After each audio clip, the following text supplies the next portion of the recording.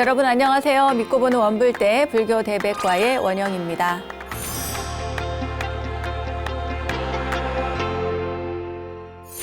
바른 생활, 슬기로운 생활, 그리고 즐거운 생활. 초등학교 교과서들인데 여러분 혹시 기억하시나요? 건널목을 건널 땐 이렇게 손을 들고, 그네를 타고 싶을 때는 또 줄을 잘 서고, 부모님 말씀을 잘 듣고 친구들과도 사이좋게 지내고, 어쩌면 우리가 살아가는 방법의 모든 것은 바로 이 초등학교 시절, 국민학교 시절, 이 교과서 안에 담겨 있지 않았나 싶습니다. 삶의 올바른 방향과 가르침을 이미 배우고 익힌 우리들이지만 세월의 흔적이 쌓이듯 이끼가 끼듯 세상에 나이를 더해가면서 어둡고 탁해져만 가고 있질 않나 하고 또 돌아보게 되는데요. 그 시절의 맑고 고운 마음 가끔은 그리워지는 것 같습니다. 자, 다시금 그때의 그 맑음을 찾기 위해서는 공부하고 정진하는 노력이 꼭 필요하겠죠? 맑고 청정함을 찾아가는 길, 저와 함께 오늘도 지혜로움을 밝히러 출발해 보겠습니다. 여러분, 어서 모이세요.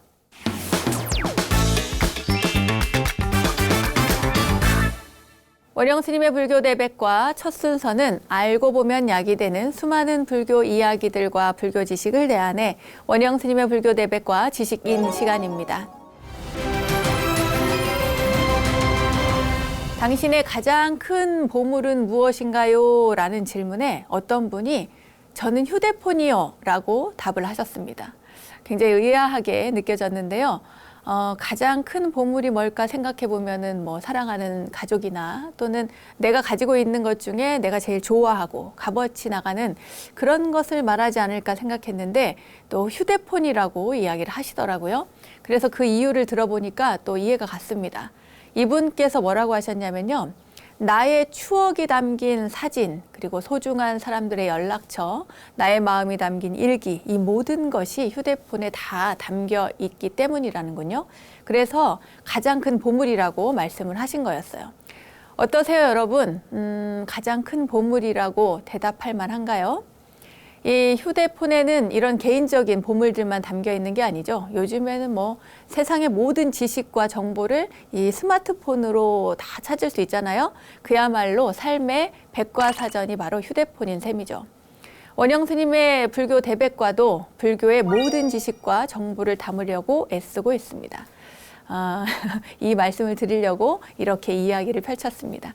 교리, 인물, 의식, 사찰, 정보 등등 그간 다양한 주제로 우리 원불대를 꽉꽉 채워왔는데요. 오늘은 그 잊을만 하면 찾아오는 시간, 돌아오는 그 시간, 바로 원불대 Q&A 시간을 가져보려고 합니다. 시청하시면서 궁금하셨던 부분들, 이렇게 답변 드리는 소통의 시간도 중요할 것 같습니다. 혹시 아는 내용이 나오더라도 함께 복습한다 이렇게 생각하시면 좋겠습니다. 과연 원불대와 함께 공부하며 어떤 궁금증들이 있으셨는지 그럼 함께 알아보도록 하겠습니다.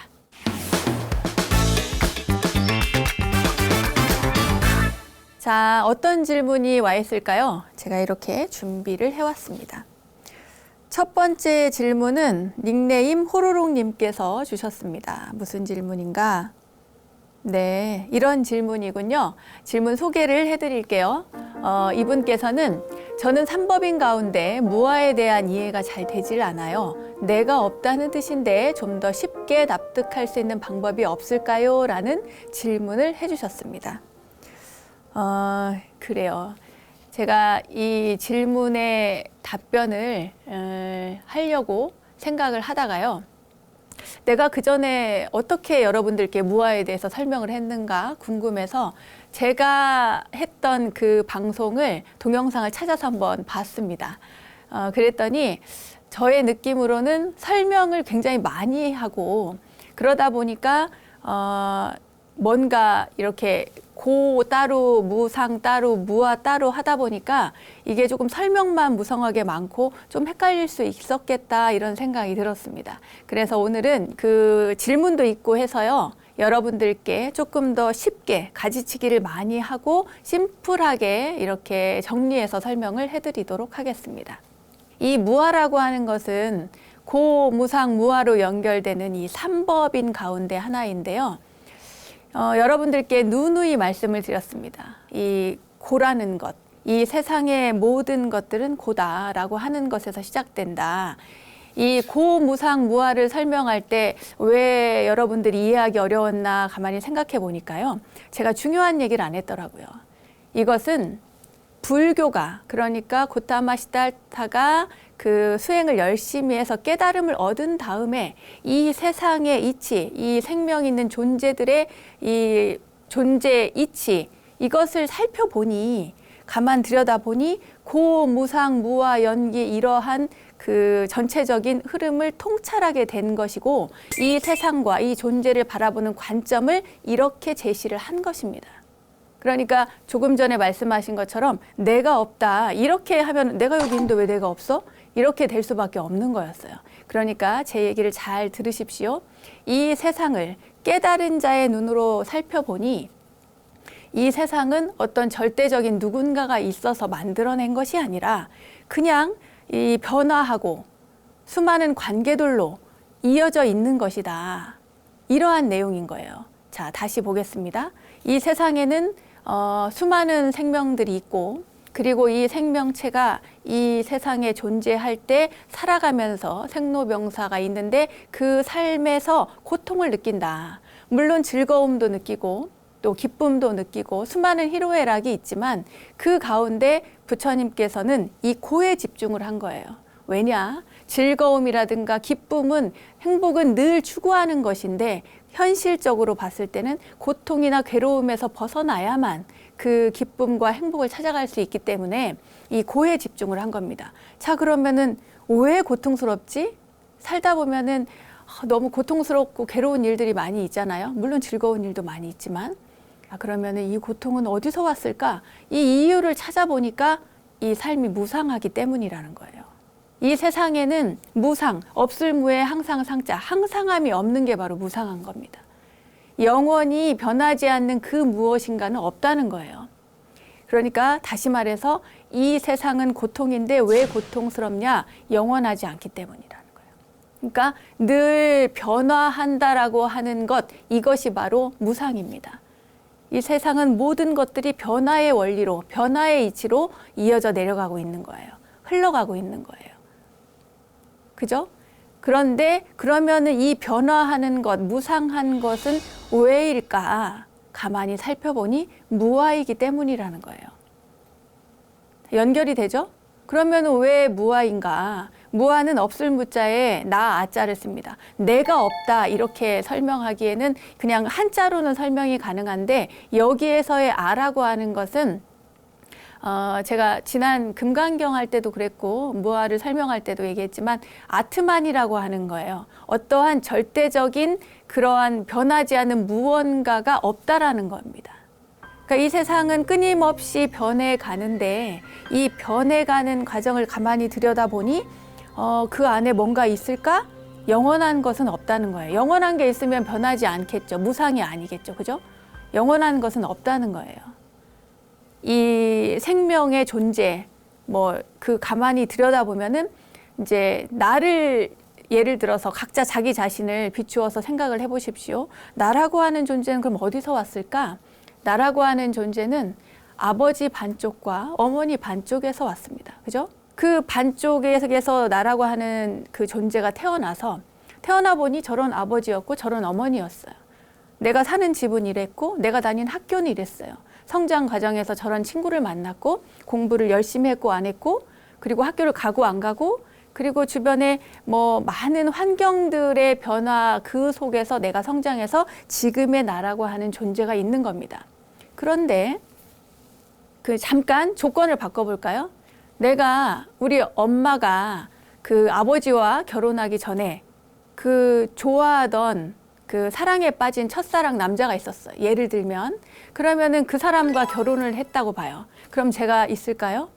없죠. 그러니까 조건이 바뀌면은 바뀌어지는 거예요. 아버지가 어머니를 만나기 전에 하숙집 누나를 너무 좋아했어.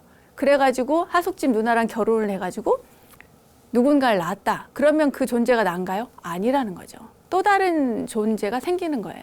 그러니까 이제 조건이 달라지면 상황도 달라지면 그러면 나라고 하는 존재가 여기 없는 거예요. 내가 태어났더니 우리 아버지가 농부였어. 뭐 우리 어머니는 뭐 카페를 하셨어. 뭐 수많은 직업들이 있을 거 아닙니까? 이제 이러한 상황 속에서 내가 성장하고 학교에 가서 좋은 친구를 만나고 어떤 친구를 만나느냐에 따라 달라지고 다 달라진다는 거예요. 이 무아라고 하는 것은 결국 관계를 이야기합니다. 내가 만들어져 이 지금 현재 이 상태로 존재하기까지 수많은 관계의 변화들이 있었다. 무상한 그 변화 속에서 가만 들여다보니까 다 관계로 엮어져 있었던 것이다. 이것이 바로 고무상무아 삼법인의 연결성이고 변화와 그 관계성을 설명하는 불교의 관점을 이렇게 제시한 것입니다. 네. 초기 불교에서는 그 인간에게는 자아가 없다. 어떤 정체성, 특별한 그런 정체성은 영원 불변한 정체성은 없다. 아트만이라는 것은 없다. 왜 누군가가 그 창조를 해야 되는데 창조하지 않고도 이 세상은 분명히 존재할 수 있고 어떠한 조건이 왜 여러분 물을 이렇게 담아놔 보십시오. 한여름에 물을 담아서 계속 놔두면 그 속에서 벌레도 생기고 뭔가 날파리도 생기고 그것이 이제 자라서 또 뭐 다른 것이 생기고 이렇게 자연스럽게 일어난다는 거예요. 그럴 수 있는데 불교는 그때 당시에 고대 인도에서 이야기하는 브라만교에서 주장하는 아트만이라고 하는 것을 딱 배제하고 이야기를 합니다. 세상을 바라보는 모든 관점들을 고무상무아 그리고 연기의 흐름으로 이렇게 파악한 거예요. 부처님은 모든 존재는 변화하는 존재 요소들로 이루어져 있을 뿐이라고 했습니다. 그러면 나는 뭔가? 인간은 어떤가? 인간은 단지 육체, 그리고 감각 작용, 감각의 경험, 생각, 그리고 성향, 의식, 이 색수상 행식이라고 하는 끊임없이 변화하는 5가지 존재 요소, 즉 오온으로 이 현재의 상태가 이루어졌을 뿐이라고 생각을 한 거예요. 영원한 자아는 없다고 말씀을 하셨습니다. 자, 눈으로 보이는 이 육신이나 내가 바라보는 이 모든 것들은 눈으로 보이는 건 다 이 오온의 결합일 뿐이다. 자아라고 하는 어떤 영원 불변한 것은 없다. 이렇게 이해를 하시면 좋겠습니다. 무아가 없다고 해서요, 우리가 일상생활에서 기능하는 어떤 자아 기능을 부정하는 게 아닙니다. 우리가 뭐 심리학에서 이야기하는 자아나 정체성, 이런 의식 기능으로서의 자아를 부정하는 게 아니에요. 이것은 우리가 일상생활을 하는 데 있어서 나를 보호하고 다른 사람과 어떤 건강한 인간관계를 맺는 데 있어서 매우 중요한 역할을 합니다. 불교에서 말하는 것은 우리가 믿고 싶은 존재로서의 어떤 특별한 영원 불변한 자아라는 건 없다는 거고, 이건 그냥 오온이 그때그때 조건에 따라서 결합된 원리, 이 존재 원리를 설명하는 것이 바로 고무상 무아의 이치인 것입니다. 네. 자, 다음 질문 넘어갈게요. 다음 질문은 자, 마저 꺼내야지. 네, 꺼내보겠습니다. 다음 질문은 닉네임 마음평화님께서 주셨습니다. 어떤 내용인가 하냐면요. 불자들 집에 가보면 달마도를 걸어놓은 집들이 많더라고요. 많은 불자들이 집에 달마도를 걸어놓는 이유가 있나요? 그리고 달마도의 주인공에 대해서도 궁금합니다. 라고 하는 질문을 해주셨습니다. 달마도 여러분 집에 걸어 두셨습니까? 이게 제가 이야기를 하려고 보니까 이거 뭐 특별한 의미가 없습니다 라고 말하고 싶지만 저도 사실 방에 달마도 걸어놨거든요. 그래가지고 웃음이 많이 납니다. 예. 달마도는 뭐 수맥 차단한다고도 하고 뭐 좋은 기운이 뭐 난다고도 하고 그러잖아요. 아무튼 달마대사에 대해서 설명을 해드리도록 하겠습니다. 이 달마대사는 범어로는 보디다르마, 그러니까 보디, 그 깨달음이라고 하는 보디하고 다르마, 법이라고 하는 그런 이 합성어인데, 아무튼 보디다르마를 보리달마라고 우리말로는 한자로는 이렇게 번역을 했고요. 그리고 우리가 보통 부를 때는 달마대사라고 이야기합니다. 보리달마라고 얘기 잘 안 하죠. 그냥 달마대사. 이 달마대사가 누군가 하면요, 남인도 향지국의 3번째 왕자라고 하는데, 그런데 그게 사실인지 잘 모르겠습니다. 기록이 그렇게 많이 남아있지 않거든요. 근데 이분은 520년경에 중국으로 건너와서 소림사 소림굴에서 9년간 면벽 수련을 한 끝에 깨달음을 얻으신 분으로 알려져 있습니다. 그리고 그 초기 선종, 초조 달마 대사, 그러니까 첫 번째 선종을 개창하신 분이죠. 이 달마 대사님은 왕자님답게 굉장히 미남이었다고 합니다. 원래는 이렇게 미남 얘기를 하면 안 되는데 미남이었는데 어느 날 이제 길을 가다가 그 길에 엄청 큰 구렁이가 막 흉물스럽게 죽어 있는 거예요. 그러니까 너무 커가지고 이거를 어떻게 치우기가 어려웠던 모양입니다. 그래서 고민을 하다가 약간 신통을 써가지고 그 잠시 자기 몸을 놔두고 그 죽은 구렁이 속으로 들어갑니다. 혼이. 그래서 그 구렁이를 움직여가지고 한쪽에 그 강가 어디 안 보이는 곳에다가 이제 치워놓고 그리고 이제 돌아와요. 근데 돌아와 보니까 자기 몸이 없어진 거예요. 그리고는 그 옆에 굉장히 흉물스럽게 생긴 진짜 못생긴 이상한 인간이 하나 있는 거예요. 그래서 어떻게 된 거지? 하고 이제 자기 몸을 육신을 찾다가 그 할 수 없이 이제 그 몸에 들어가서 찾아보니까 그 골륜산이라고 하는 산이 있는데 그 산의 산신이 이렇게 조금 험하게 생기셨나 봐요.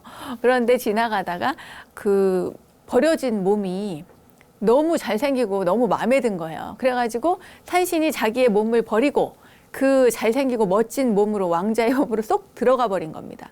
그래가지고 이 달마대사가 보리달마 가서 그 산신의 몸으로 할 수 없이 이제 바꾸어서 그 속에 들어가서 그 몸으로 살았다는 그런 이야기가 있어요. 아무튼 이런 이제 다양한 재밌는 일화를 가진 깨달은 분이어서 그런지 무섭게 생기기도 하고 눈이 막 부리부리하게 튀어나올 것처럼 생기기도 하고 수염도 막 이렇게 있고 그런데 선종의 창시자이기도 하고 그분의 모습을 보면 이렇게 그 그림이지만 선적인 아우라가 쫙 이렇게 퍼지는 그런 느낌이 있습니다. 그래서 그런지 그런 달마대사의 모습을 뭐 좀 흉하지만 그런 모습을 집안에 걸어두면 좋은 기운을 받는다고 그렇게 믿었던 것 같습니다. 이 달마대사 하면 또 양무제와의 일화도 굉장히 유명한데요. 양무제는 뭐 신심이 굉장히 많았던 그리고 불심이 깊었던 그런 왕으로 이제 지금까지도 전해져 내려오는데 사실은 이 양무제와 달마대사는 좀 악연이 있습니다. 그렇지만 이 대화 가운데 중요한 이야기들이 많이 있거든요. 그 중에서 하나를 오늘 소개를 해드리겠습니다. 유명한 이야기. 양나라 무제가 정말 그 불교에 대한 그 믿음이 굉장히 커서요. 수많은 절과 탑을 짓습니다. 그리고 스님들께 공양도 많이 하고요. 그래서 어느 날 달마대사에게 묻습니다. 제가 지금까지 절을 1000개나 짓고 1000개의 탑을 쌓고 2만여 명의 스님들께 공양을 했는데 그 공덕의 크기는 얼마일까요? 라고 묻습니다. 그랬더니 달마대사가 그냥 단칼에 그냥 공덕이랄 것도 없습니다. 이렇게 얘기를 하는 거예요. 공덕이랄 게 없다는 거예요. 무공덕 이렇게 얘기를 합니다. 그러니까 이제 무제가 당황했을 거 아니에요? 아니 어째서 공덕이 없다 하십니까? 이렇게 물으니까 달마대사 하시는 말씀이 이러한 것들은 속세의 인과 응보에 불과할 뿐 진정한 공덕이 아니요. 그래요. 그러니까 세속적인 공양, 보시, 공덕에 내가 이제 좋은 일을 많이 했으니까 나중에 좋은 복이, 과보가 나에게 오는 것이지 진정한 공덕이 아니라는 거예요. 그럼 진정한 공덕이 뭔데요? 라고 물으니 달마대사께서 하시는 말씀이 청정한 지혜로 오묘하고 원만하여 본체가 본래 비어있고 고요하니 이러한 공덕은 세상의 법으로 구하지 못합니다. 그러니까 당신이 황제라고 해서 제 아무리 돈을 쓰고 뭐 이렇게 해갖고 공덕을 살려고 해도 그렇게 해서는 진정한 공덕을 얻을 수 없다는 거예요. 그러니까 수행을 하고 마음을 잘 닦아서 다스릴 줄 알고 깨달음의 어느 경지에 이르러야만 진정한 그 공덕을 얻을 수가 있다. 이런 얘기를 하는 겁니다. 그런데 이제 황제 입장에서는 이 말이 얼마나 불쾌했겠어요. 내가 얼마나 좋은 일을 많이 했는데 그야말로 이제 상이 꽉 차 있었던 거죠. 내가 한 좋은 일, 뭐 절도 짓고 탑도 막 만들고 스님들께 공양도 많이 하고 막 수없이 많이 했는데 공덕이 없다고 하니 이 반응에 양무제가 굉장히 불쾌했던 모양입니다. 그래서 그런지 이 양무제에 의해서 이 달마대사는 여러 번 독사를 당할 뻔하기도 했고 또 추격군을 피해서 스님이 피하는데 피하다가 어느 날 이제 그 강을 만난 거예요. 뒤에서는 막 이제 달마대사를 잡으러 오는데 그때 스님께서 그 갈대잎을 하나 딱 떼가지고 그 갈대잎을 강우의 황하강에 딱 띄우고 그리고 그 갈대잎을 타고 황하강을 건넜다라고 하는 그런 그 설화가 있습니다. 어쨌든 결국에는 약무제에 의해서 뭐 죽게 되었다는 설도 있고요. 그리고 또 이렇게 뭔가 이제 다양한 설이 많이 있습니다. 물론 이제 신신 깊은 약무제에 대한 미담도 지금 현재까지 전해지고 있고, 뭐 달마대사를 궁에 모셨다는 얘기도 있기는 합니다. 그리고 달마대사를 독살했다는 이야기도 있고요. 다양한 이야기가 전해져 내려오는데 어쨌든 달마대사는 이런 분이시고, 그리고 그 초기 선종사에 있어서 그러니까 초조달마 첫 번째 선종을 개창한 분이시기 때문에 그 중국, 한국 이제 그 동아시아 불교의 전체적인 흐름을 처음으로 크게 성립해서 만들어내신 분이다. 이렇게 이해하시면 되겠습니다. 집에다가 달마 대사님 그 그림 달마도를 걸어 두시면 좋다는 이야기는 뭐 그럴 수 있겠다. 저는 그렇게 생각을 합니다. 뭐 그렇다고 뭐 꼭 필요해서 가서 이제 돈 주고 사서 막 걸어놓고 이러지는 마시고요. 이제 좋은 게 좋은 거다. 뭐 이런 정도로 이해하시면 되겠습니다. 자, 그럼 다음 질문 보도록 하겠습니다. 다음 질문은 닉네임 홍명철님께서 주셨습니다.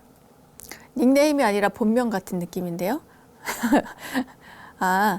이분은 이런 질문을 하셨습니다. 어떤 절은 무슨 사라고 하는데 어떤 절은 무슨 암이다. 004, 00암 이렇게 하는데 어떤 차이가 있는 건가요? 라는 질문을 해주셨습니다. 어떤 차이가 있냐고요? 저희가 그냥 생각할 때는 그냥 규모 차이라고 보시면 되겠습니다. 규모 차이. 하기사 뭐 굉장히 큰 절도 암이 붙은 경우도 있긴 합니다. 그죠? 자, 그럼 사부터 살펴볼까요? 사암. 그 사찰과 암자를 이야기하는 사암, 이 차이점. 통상적으로 이제 큰 절을 제가 말씀드린 것처럼 규모가 큰 절을 그 절 사자를 써서 삽니다. 근데 작은 절을 이제 암이라고 해서 이제 이렇게 이름을 붙이는데 암자는 보통 큰 절에 딸린 작은 절을 암자라고 하거든요. 큰 절 같은 경우에는 원래가 그 불교가 중국에 이렇게 전해질 때 후한 명제 때잖아요. 저희 다 공부했습니다. 후한 시대 때 불교가 중국에 이렇게 전래가 되면서 서역의 스님들도 빈번하게 많이 이제 중국 땅으로 이렇게 들어오게 되는데 특히 그때 들어온 역경승들이 바로 머물던 곳, 그곳을 사라고 했습니다. 절사자를 써서 사. 뭐 중국식 발음으로는 뭐 시가 되겠죠. 이제 원래 이 사는 이 스님들을 위해서만 만들어진 것이 아니라 처음에는 외국에서 사신이 왔을 때 그 사신이 머물게 하던 그런 임시 숙소를 바로 사라고 했어요. 말하자면 그냥 간단하게 설명을 할게요. 뭐 이제 그 큰 절과 작은 절의 구분으로서 사와 암을 이렇게 구분을 할 수 있는데 예를 한번 들어볼게요. 통도사라고 하는 큰 절이 있지 않습니까? 그 큰 절에는 가면은 위에 반야암이라고 하는 작은 암자가 딸려 있어요. 그죠? 그 이외에도 많은 암자들이 있습니다. 그러니까 이제 큰 절에 딸려 있는 암자를 그 암이라고 하고 원래 큰 절은 절 사자를 써서 통도사 이렇게 하는 거죠. 범어사 같은 경우에는 어떻습니까? 범어사 큰 절이 있고 그 위에 대성암이라고 하는 암자가 있죠. 또 해인사 같은 경우에도 큰 절은 해인사인데 그 위에 보면 암자에 약수암 이렇게 암자가 있습니다. 이와 마찬가지로 큰 절에 딸려 있는 작은 암자를 암이라고 하는데 보통은 일반적으로는 그런데 그렇지 않고 그냥 작은 암자를 무슨 암 이렇게 이야기하는 경우도 있습니다.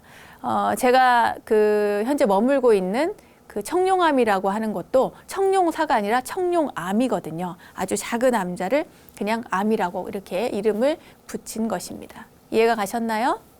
자, 그럼 다음 질문 보도록 하겠습니다. 다음 질문은 정수진님께서 주셨습니다. 네, 어려운 질문을 하셨네요. 중생의 근기에는 상중하 이렇게 차이가 있다고 하던데 사실인가요? 라는 질문을 해주셨습니다. 있겠죠. 예.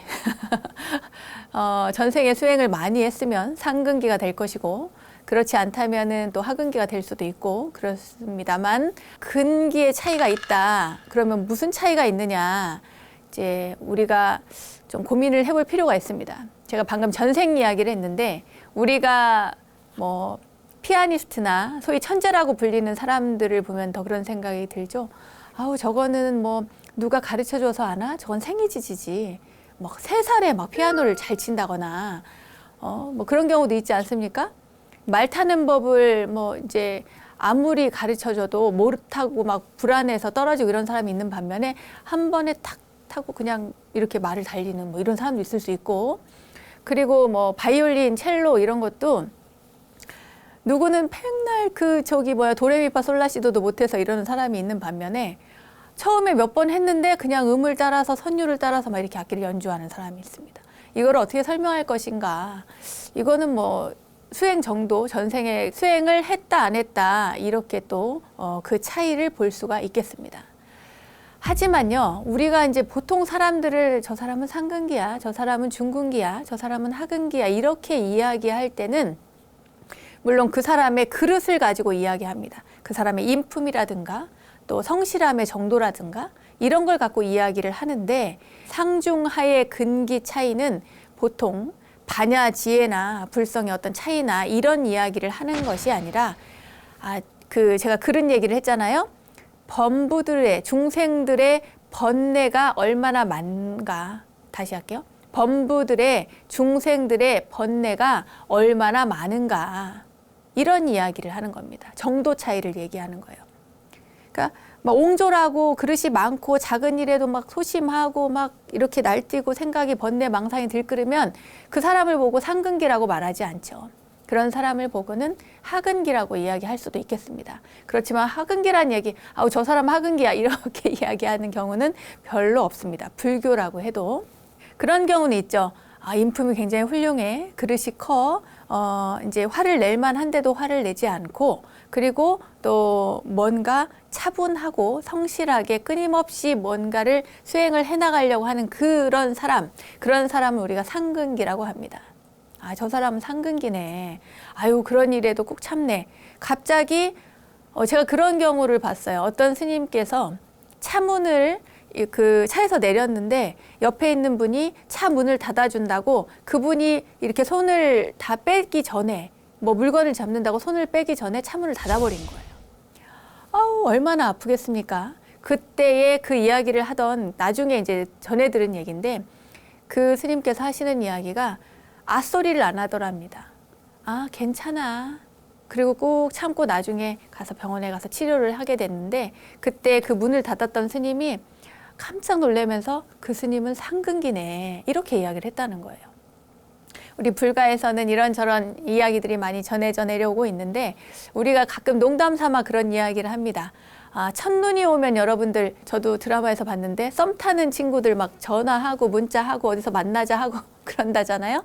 그러니까 첫눈이 막 오면은 눈이 오네. 그리고 그 눈을 한번 힐끔 보고는 또 눈이 오는구나, 또 해가 가는구나 해서 정진을 열심히 하는 수행자가 있답니다. 그러면 상근기는 이렇게 눈이 왔을 때 정진을 잘하면 이게 상근기라 하는 거예요. 근데 첫눈이 왔어. 첫눈이 아름답게 오네. 차 한 잔 마셔야겠네. 이렇게 해서 차 한 잔 하면서 담소를 즐긴답니다. 차 한 잔, 첫눈 바라보면서 차 한 잔 마시는 그런 스님들을 중근기라 그래요. 중근기는 첫눈이 오면 차를 한 잔 마신답니다. 그럼 하근기는 어떻게 할까? 하근기는 눈이 오네? 놀러 가야겠다. 이렇게 하고 있지. 놀러 가면 하근기 이런 이야기도 저희 불가에서 우스갯소리로 합니다. 어쨌거나 열심히 정진해야겠다, 수행해서 깨달아야겠다라고 하는 그 마음을, 또는 경전을 열심히 독송해야겠다, 내가 모르는 것을 알아야겠다, 마음을 내서 누군가를 도와야겠다, 이러한 마음들을, 보살의 마음을 갖는 사람을 우리는 상근기라고 하겠죠. 원각경에서는 정법의 바른 수행문을 만나면 근기의 대소 차별에 상관없이 모두가 성불한다, 이렇게 이야기를 하셨습니다. 뭐 상근기든 중근기든 하근기든 지금 이 순간 열심히 그 수행하고 또 정법을 만나서 그 최선을 다해서 노력을 하면 누구나 다 깨달음의 길로 이르게 된다고 하니까요. 여러분 너무 그 상근기, 중근기, 하근기 여기에 신경 쓰지 마시고 그저 부단하게 내 부족함을 채우기 위해서 열심히 살아가시면 되겠습니다. 자, 다음 질문 보도록 하겠습니다. 다음 질문은 닉네임 법성님께서 주셨습니다.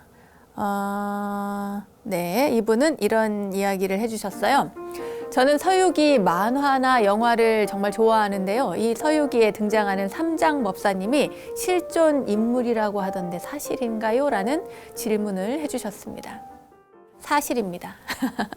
그럼요, 사실입니다. 삼장법사는 현장 삼장이거든요. 현장 삼장. 삼장법사는 소설 속의 캐릭터가 아니라 실존했던 스님입니다. 원래 법명은 말씀드린 것처럼 현장 스님이시고요. 602년부터 664년까지 생존해 계셨던 스님이십니다. 부처님 말씀이 담긴 경전을 구하기 위해서 그 험하다는 히말라야를 넘어서 가셨던 구법승이셨고 또 돌아와서는 역경을 하신 역경승이셨습니다. 그리고 그분의 행보를 모티브로 명나라 시대의 작가 오승은이라는 그 작가가 집필한 그 책이 바로 서유기예요. 무려 17년간이나 인도 등지를 떠돌다가 고국인 당나라로 귀국을 한 현장 스님은 부처님의 사리 150과 불상 8채, 경전 520권, 657부를 가지고 돌아왔다고 합니다. 당나라 수도였던 장안에 세워진 자은사에는 현장 스님이 인도에서 수집한 경전과 불상을 봉안한 대안탑과 동상이 있습니다.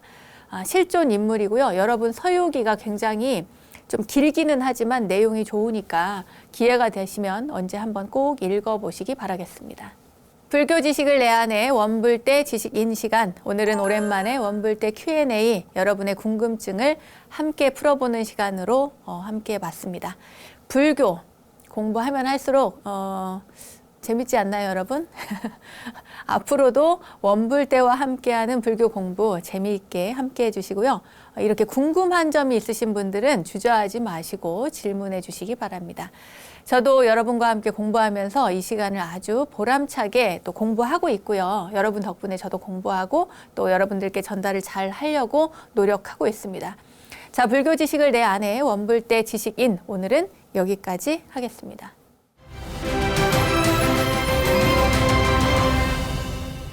저절로 알게 되는 사찰 이야기, 오늘은 이절로 아니 저절로 시간입니다.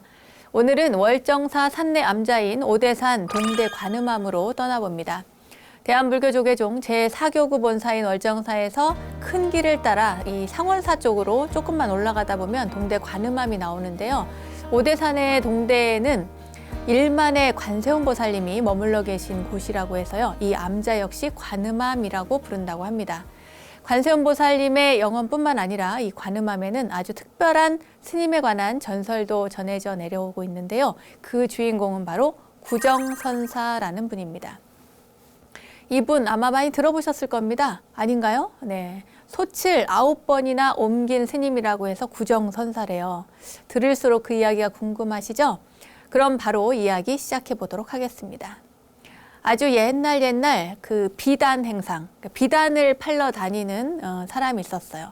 하루하루를 살아가는 그런 청년이었죠. 이렇게 장사를 하면서 이 청년은 홀어머니를 모시고 사는 아주 효심이 지극한 청년이었어요. 어느 날 비단짐을 이렇게 짊어지고 강원도 대관령 고개를 넘어가다가 고갯마루에서 잠시 쉬고 있는데 이상한 스님을 한 분 발견을 합니다.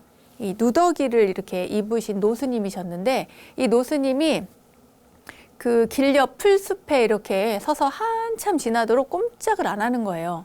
그래가지고 이 청년이 궁금합니다. 그래서 한참을 바라보다가 청년이 이제 궁금해가지고 노스님 곁으로 이렇게 다가가서 봅니다. 근데 스님이 혼자서 가만히 계신 거예요. 그래서 물어요. 스님, 아까부터 여기서 무얼 하고 계십니까? 라고 물으니까 스님께서 이렇게 눈을 지그시 감고 계셨었는데 아무 말씀을 안 하시는 거예요. 또 물어요. 근데 여전히 눈을 감고 서 계셨던 그 노스님은 청년이 여러 번 자꾸 물으니까 이렇게 미소를 머금고 이렇게 말씀을 해주십니다. 그제서야 뭐라고 하시냐면 내가 잠시 중생들에게 공양을 시키고 있는 중이라네 그러는 거예요. 아니 이렇게 꼼짝도 하지 않고 서 있기만 한데 어떻게 중생에게 공양을 시키시지? 너무 알 수 없는 이야기네. 도대체 뭐지? 무슨 말이지? 이렇게 생각을 합니다. 그래서 청년은 궁금증이 더 커져가지고 다시 또 물어봐요. 스님, 아니 근데 어떤 중생들에게 공양을 베푸시는 거죠? 도대체 무슨 공양을 베푸신다는 거죠? 이렇게 묻습니다. 그랬더니 스님께서 하시는 말씀이 이 옷 속에, 그러니까 누더기를 입으셨잖아요. 옷 속에 있는 이와 벼룩에게 피를 먹이고 있네 라고 이야기를 합니다. 우와. 그런데 그 이야기를 들었는데 이 청년이 그 얘기를 듣고는 아니 그냥 있어도 되는데 왜 꼼짝도 않고 그렇게 서 계십니까? 이렇게 다시 물어요. 그러니까 스님께서 하시는 말씀이 내가 움직이면 이나 벼룩이 피를 빨아먹는데 불편할 것이 아닌가라고 합니다. 글쎄요, 저도 별로 상상이 안 되는 이야기이긴 하지만 어쨌거나 이런 이야기를 주고받았다고 합니다. 이 스님의 이야기를 들은 청년은 거기에서 아주 큰 감동을 받았대요. 이 청년은 비단 장수를 그만두고 내가 이 스님을 따라가서 제자가 되고 싶다 이런 생각이 듭니다. 그 스님의 자비심에. 순간 청년의 내리에는 또 이제 집에 계신 홀어머니가 떠올랐겠죠? 그래서 잠시 망설입니다. 어머니를 두고 내가 어떻게 가지? 내가 어떻게 출가하지? 이렇게 망설이는데 그때 노스님께서 발길을 옮기십니다. 이제 움직이시는 거예요. 생각에 잠겼던 청년은 눈앞에 스님이 안 보이니까 안 되겠다 싶어가지고 비단 모퉁이를 그걸 다 팽개치고 그냥 두고 어느새 그 노스님을 따라서 산길을 오르고 있는 거예요. 스님은 청년이 다가오는 것을 아는지 모르는지 뒤도 안 돌아보고 누가 따라오는데도 그냥 하염없이 길을 가십니다. 가면서 드디어 오대산 동대 관음암에 도착을 하죠. 그리고는 그제서야 스님께서 이 청년을 이렇게 돌아보면서 그대는 어인일로 이렇게 날 따라왔는고? 라고 묻습니다. 그러니까 이 청년이 저는 비단을 팔아서 하루하루를 살아가는 비단장수입니다, 스님. 오늘 스님의 그 인자하신 모습, 인자하신 용모와 자비행을 보고 저도 수행하고 싶은 생각에 이렇게 쫓아왔습니다. 부디 저를 제자로 받아주십시오라고 이제 이렇게 이야기를 했어요. 스님께서는요, 그래, 네가 수도승이 되겠단 말이지? 그렇다면 내가 시키는 대로 무슨 일이든지 다 할 수 있겠느냐 물어요. 그러니까 예 스님 무슨 일이든지 제게 시켜만 주십시오. 그러면 제가 이 몸이 힘 닿는 대로 다 할 것입니다. 이렇게 이야기를 합니다. 이 청년의 결심이 굳은 것을 확인한 노스님은 그래 하고 이제 출가를 허락했어요. 그리고는 이튿날 아침이 되었습니다. 스님께서 이 새로 들어온 행자, 그러니까 비단장수 청년이죠. 이 행자를 부릅니다. 부르더니 하시는 말씀이 오늘 중으로 부엌에 저 큰 가마솥을 옮겨서 새로 걸도록 해라. 그러는 거예요. 가마솥이 이제 크잖아요. 그것을 옮겨서 다시 걸으려면 그 옆에 지지하고 받쳐야 되는 걸 새로 만들어야 되잖아요. 이제 흙을 파다가 집을 섞어서 반죽을 해서 그걸 다 만들어야 됩니다. 그런 다음에 솥을 걸어야 되죠. 그걸 시킨 거예요. 이제 한낮이 다 되도록 그것을 이제 해서 그 행자가 그 솥을 걸었습니다. 그리고는 스님 솥 거는 일을 다 마쳤습니다. 이제 이렇게 스님께 찾아가서 말씀을 드렸어요. 그랬더니 스님께서 점검을 하러 나오셨죠. 그리고 이게 살펴봅니다. 이렇게 어떻게 걸었나 하고 봐요. 보고는 걸기는 잘 걸었다면 이 아궁이에는 이 솥이 너무 커서 별로 필요치가 않을 것 같으니 저쪽 아궁이로 옮겨서 다시 걸도록 해라. 이렇게 이야기를 하는 거예요.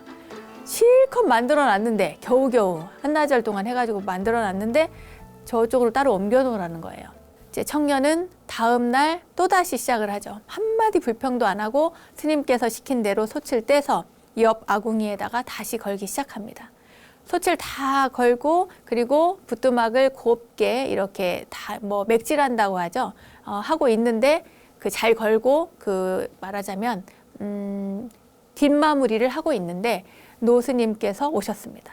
그리고는 이렇게 쳐다보더니 인석아 이걸 솥이라고 걸어 나온 거야? 한쪽으로 틀어졌으니 다시 걸도록 해라 그러는 거예요.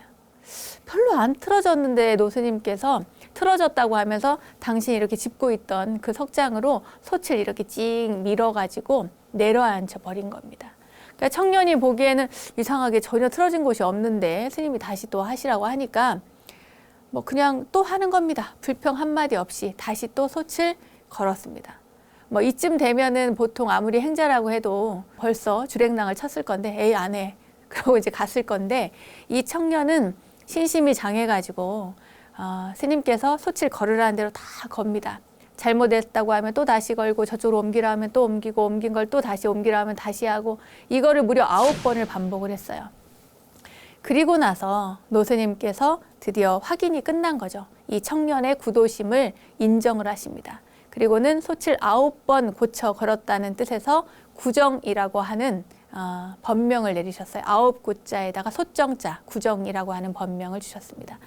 이 법명을 받은 구정 스님은 그 나중에 고향의 어머니에게 가서 그 자초지종을 말씀을 드렸습니다. 이야기를 다 들은 이 홀어머니, 이 노모는 아들의 손을 꼭 잡고 기쁨의 눈물을 흘렸대요. 그러면서 이야기합니다. 야, 참으로 장하구나. 대단한 결심을 했으니 이 어미 걱정은 추호도 하지 말아라. 어디 삿입에 거미줄 치겠느냐. 부디 열심히 수행정진해서 큰 스님 되는 일이 이 어미에게 효도하는 일이니 명심하도록 해라. 이렇게 이야기를 하셨어요. 그래가지고 이제 이 스님께서는 그 길로 구정 스님은 집을 떠나서 다시 산으로 와서 열심히 수행정진을 합니다. 그래가지고 뒷날 크게 명성을 떨친 구정선사가 되셨고 이 스님의 수행 이야기는 오늘날에도 입산한 출가자들의 행자들의 귀감이 되고 있습니다.